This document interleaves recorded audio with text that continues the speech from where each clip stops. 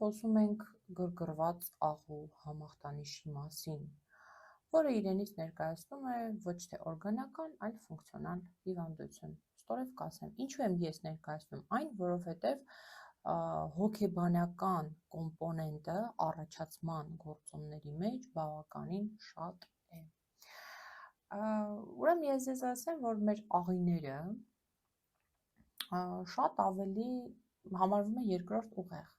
եւ շատ ավելի անկեղծ են երբեմն մեզ հետ լինում, քան ուղեղը եւ շատ արագ արձագանքում են սթրեսային իրավիճակին։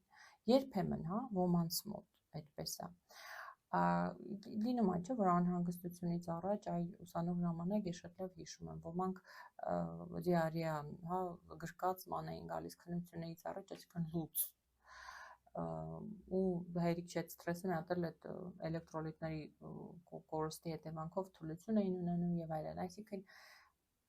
լարվածությունը, սթրեսը, այո, կարող է աղիներով, այսպես ասած, արտահայտվել։